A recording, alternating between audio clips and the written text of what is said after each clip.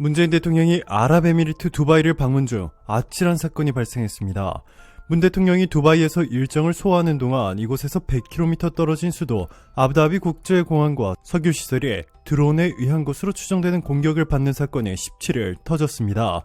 너무나 아찔한 일이 아닐 수 없는데요. 아부다비 경찰은 이날 아부다비 석유공사의 원유 저장시설 3곳과 아부다비 국제공항 내 신축 건설 현장에서 화재가 발생했다고 발표했습니다. 경찰은 이번 폭발로 인도인 2명, 파키스탄인 1명이 숨지고 다른 근로자 6명이 다쳤다고 전했습니다. AP와 AFP 통신에 따르면 예멘 반군은 자신들이 UAE에 대한 공격을 시행했다고 주장한 것으로 전해지고 있습니다.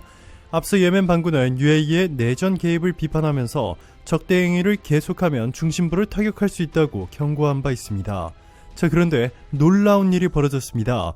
일각에서는 이 때문에 문재인 대통령과 셰이크 무함마드 빈 자이드 알 나하얀 왕세제 간 정상회담이 돌연 취소된 데 대해 이번 사고와 같은 안보상 위험으로 한국산 무기 수출이 취소되는 것 아니냐라는 우려도 나왔지만 UAE의 결정은 화끈했습니다.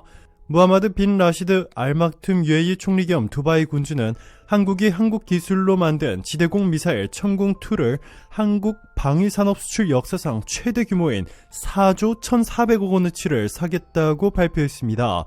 이어서 이번에 문재인 대통령이 UAE에 머무는 동안 드론 공격을 감행한 예멘 반군을 쓸어버리기 위해 앞으로 추가로 한국산 무기를 대규모 도입할 수도 있는 것으로 알려졌습니다.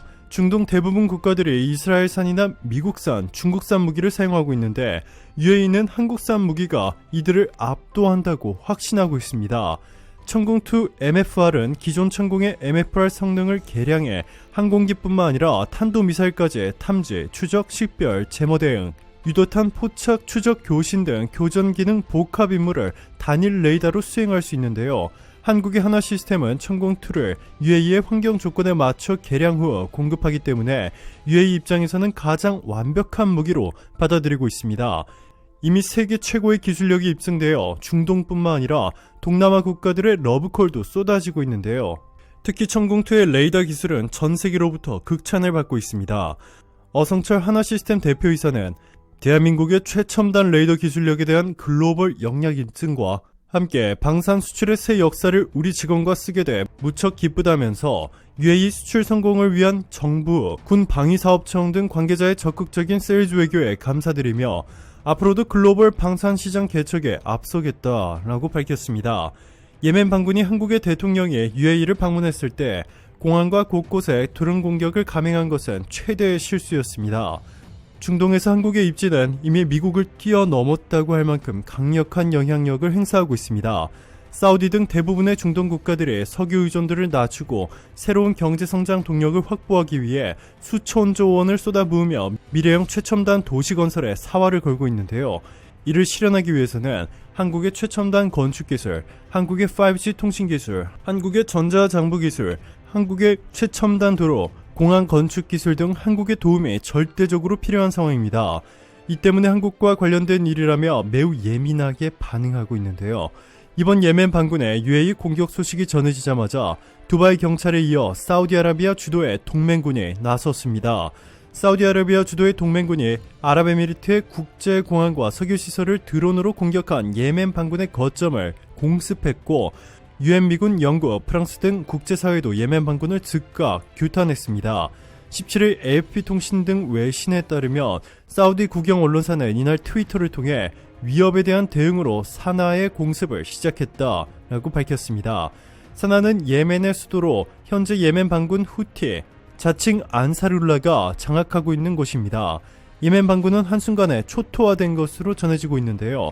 사우디 국영 알 에크바르야 는 트위터를 통해 위협과 군사적 필요성이 대응해 공습을 시작한다 밝혔고 한국 문재인 대통령이 방문한 중요한 시기에 예멘 반군이 저지른 이번 공격은 매우 악랄한 공격이며 적대적인 행위이다 라고 강력한 경고의 메시지도 남겼습니다. 사우디 일각에서는 이번 사태가 이란의 만행이라고 말하고 있습니다.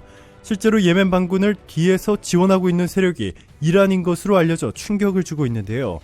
최근 이란은 한국이 한국 내 동결된 이란의 자금이 오랜 기간 묶여 있다며 원색적인 비난을 쏟아내고 있고, 심지어 얼마 전에는 이란이 사우디아라비아에서 아랍에미리트를 향하던 한국 국적 선박 한국 캐미오를 납포하며 인질로 삼기까지 하는데, 한국을 향해 너무나 위험한 행동까지 실행에 옮긴 점을 고려한다면 이란이 한국에 위협을 가하기 위해 예멘 반군을 통해 이렇게 위험한 행위를 저질렀을 수 있다는 것이 일부 전문가들의 주장입니다.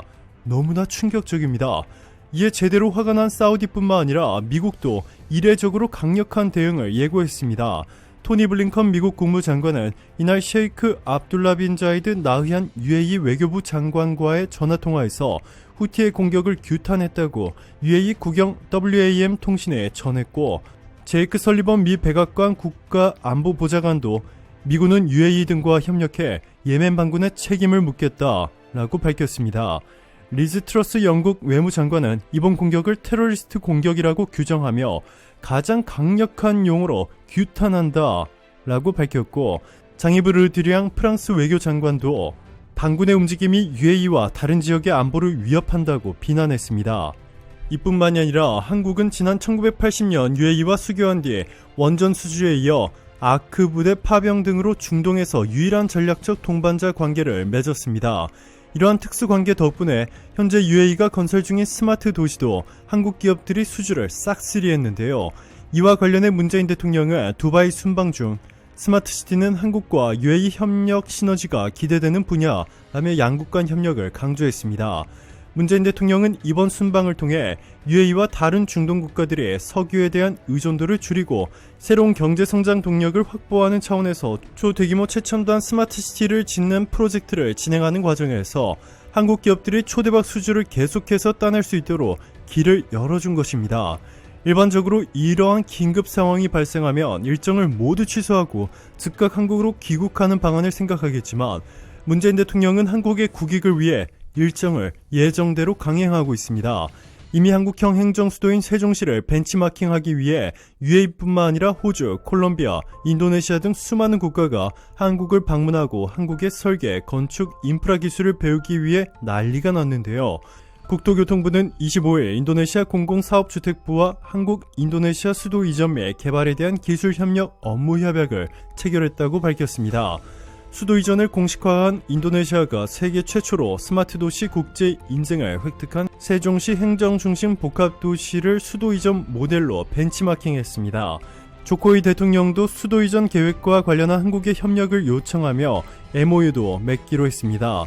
이와 관련 지난 19일 인도네시아 정부통신부 소속 32명의 공무원은 세종시 행복도시를 방문했고, 방문단은 행복도시 홍보관, 정부 세종청사 등 주요 시설 등을 둘러보며 행복도시 발전 과정을 눈으로 확인했습니다. 오늘도 감사합니다. 최고로 멋진 하루 보내시길 바랄게요.